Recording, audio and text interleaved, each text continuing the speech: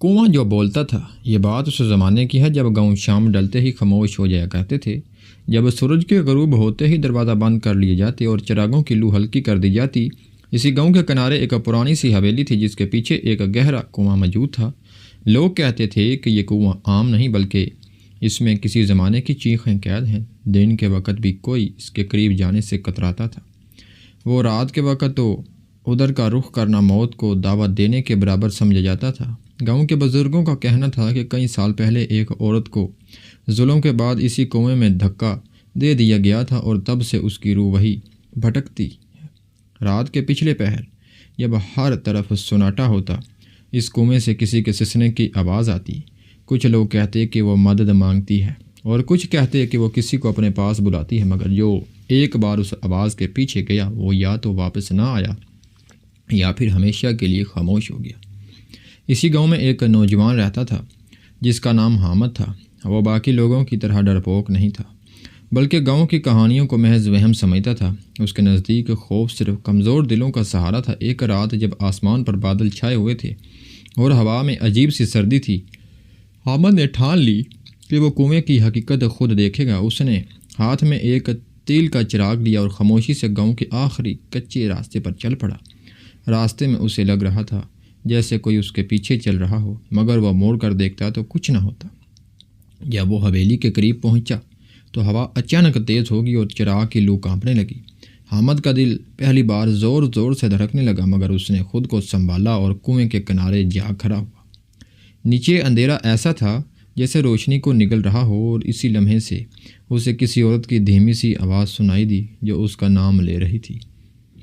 حامد آواز میں ایسی بے بسی تھی کہ اس کے قدم وہیں جم گئے۔ اس نے ادھر ادھر دیکھا مگر سوائے اندھیرے کے کچھ نہ تھا۔ پھر وہ آواز دوبارہ آئی، اس بار پہلے سے زیادہ قریب۔ حامد نے چراغ کنویں کے اندر چمکایا مگر روشنی چند ہاتھ سے زیادہ نہ جا سکی۔ اچانک اس نے پانی کی سطح پر ایک عکس دیکھا، مگر وہ اس کا اپنا نہیں تھا۔ وہ ایک عورت کا چہرہ تھا، سفید، بھیگا ہوا، آنکھیں حد سے زیادہ بڑی اور خالی۔ حامد نے پیچھے ہٹنا چاہا مگر اس کے قدم جیسے زمین میں گڑ گئے ہوں۔ عورت کی آواز اب چیخ میں بدل چکی تھی اور وہ کہہ رہی تھی کہ مجھے یہاں سے نکالو۔ حامد کے جسم میں سرد لہر دوڑ گئی۔ اس نے پہلی بار محسوس کیا کہ یہ کہانیاں جھوٹ نہیں تھی۔ جیسے ہی اس نے چراغ پیچھے کیا، کنویں سے ایک ہاتھ باہر نکلا، سیاہ اور سڑا ہوا، اور حامد کی کلائی کو جکڑ لیا۔ حامد نے پوری طاقت سے خود کو چھڑوانے کی کوشش کی مگر وہ گرفت فولاد کی طرح مضبوط تھی۔ اس کے کانوں میں اب کئی آوازیں گونج رہی تھیں، جیسے ایک نہیں بلکہ کئی روحیں اس کنویں میں قید ہوں۔ چراغ زمین پر گر گیا اور اندھیرا مکمل ہو گیا۔ اندھیرے میں اسے محسوس ہوا کہ کوئی اس کے کان کے قریب سانس لے رہا ہے، ایک سرد سانس جس میں قبر کی مٹی کی بو تھی۔ عورت کی آواز اب اس کے کان میں سرگوشی بن چکی تھی، تم بھی یہیں رہو گے۔ اچانک کنویں سے زوردار جھٹکا آیا اور حامد آدھا اندر کی طرف جھک گیا۔ اسی لمحے گاؤں کی طرف سے اذان کی آواز ابھری۔ جیسے ہی آواز فضا میں پھیلی، وہ ہاتھ آہستہ آہستہ ڈھیلا پڑ گیا۔ حامد زمین پر گر پڑا، ہانپتا ہوا، پسینے میں بھیگا ہوا۔ اس نے اندھیرے میں رینگتے ہوئے حویلی سے دوری اختیار کی اور پیچھے موڑ کر دیکھنے کی ہمت نہ کی۔ اگلی صبح گاؤں میں شور مچ گیا۔ حامد اپنے بستر پر بے ہوش پڑا تھا، اس کے ہاتھ پر سیاہ نشان واضح تھے، جیسے کسی نے جلتے ہوئے انگارے سے چھوا ہو۔ جب اسے ہوش آیا تو اس کی آنکھوں میں وہی خوف تھا جو مرنے والے کے چہرے پر ہوتا ہے۔ اس نے کنویں کی بات بتانی چاہی مگر زبان ساتھ نہ دیتی تھی۔ گاؤں کے بزرگ اس کے پاس آئے، انہوں نے نشان دیکھے اور سر جھکا لیا۔ وہ جان گئے تھے کہ حامد نے وہی دیکھا ہے جس سے وہ سب ڈرتے تھے۔ اس دن کے بعد حامد نے کبھی رات کو گھر سے باہر قدم نہیں رکھا۔ وہ اکثر چونک کر جاگ اٹھتا کیونکہ اس سے خواب میں وہی آواز سنائی دیتی جو اسے کنویں کی طرف بلا رہی ہوتی۔ گاؤں والوں نے کنویں کے گرد دیوار بنوا دی مگر آوازیں پھر بھی بند نہ ہوئی۔ رات کے سناٹے میں آج بھی کوئی نہ کوئی نام لے کر بلاتا تھا۔ چند مہینوں بعد گاؤں میں ایک اجنبی مسافر آیا جس نے اس کنویں کی کہانی سنی تو مسکرا دیا۔ اس نے کہا کہ روحیں دیواروں سے نہیں رکتی، وہ صرف انصاف سے خاموش ہوتی ہیں۔ اس کی بات سن کر بزرگ نے پرانے راز کھولے۔ بتایا گیا کہ وہ عورت ایک بے گناہ تھی جسے ظلم کا نشانہ بنایا گیا تھا۔ اس کی موت کے بعد کسی نے انصاف نہ کیا، اسی لیے اس کی روح چین سے نہیں تھی۔ مسافر نے کہا کہ جب تک اس کی سچائی کو مانا نہیں جائے گا کنواں آوازیں دیتا رہے گا۔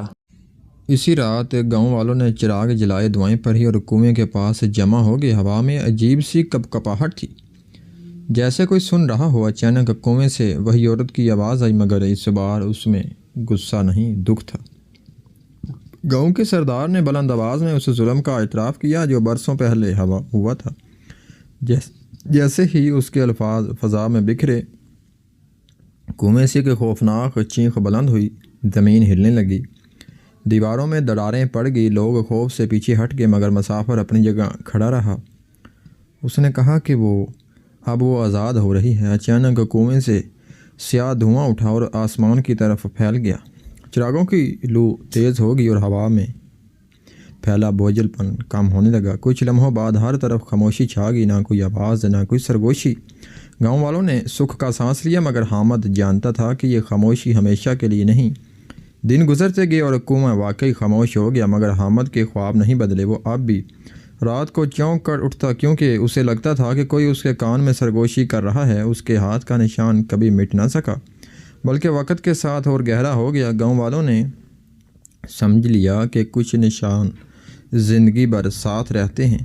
مسافر خاموشی سے گاؤں چھوڑ گیا، مگر جاتے جاتے اس نے کہا تھا کہ کچھ روحیں آزاد ہو کر بھی اپنا نشان چھوڑ جاتی ہیں۔ حامد نے گاؤں چھوڑنے کا فیصلہ کر لیا، مگر وہ جہاں بھی گیا رات کے سناٹے میں اسے پانی کی چھینٹوں کی آواز سنائی۔ کہتے ہیں کہ برسوں بعد جب وہ گاؤں مکمل ویران ہو گیا تب بھی کنواں اپنی جگہ موجود تھا۔ مسافر کبھی کبھی دور سے اس کنویں کو دیکھ کر رک جاتے، مگر قریب جانے کی ہمت نہ کرتے۔ کچھ کہتے کہ کبھی کبھار چاندنی رات میں کنویں کے پاس ایک سایہ کھڑا نظر آتا جو خاموشی سے آسمان کی طرف دیکھتا ہے، نہ وہ بلاتا ہے نہ چیختا ہے، بس دیکھتا رہتا ہے۔ شاید وہ انصاف پا چکا تھا، یا شاید ابھی مکمل سکون باقی تھا۔ یہ بات کوئی نہیں جانتا۔ یہ کہانی صرف ایک کنویں کی نہیں، بلکہ ان گناہوں کی ہے جو وقت کے ساتھ دفن ہو جاتے ہیں مگر ختم نہیں ہوتے۔ پرانے زمانے میں بھی ظلم کی قیمت چکانی پڑتی تھی اور روحیں انصاف کے بغیر چین نہیں پاتی۔ گاؤں والے آج بھی کہتے ہیں کہ اگر رات کے وقت کہیں دور سے کسی عورت کی مدھم آواز سنائی دے تو سمجھ لینا کہ کچھ کہانیاں کبھی ختم نہیں ہوتی، بس خاموش ہو جاتی ہیں، اور خاموشی کبھی کبھی چینخ سے زیادہ خوفناک بھی ہوتی ہے۔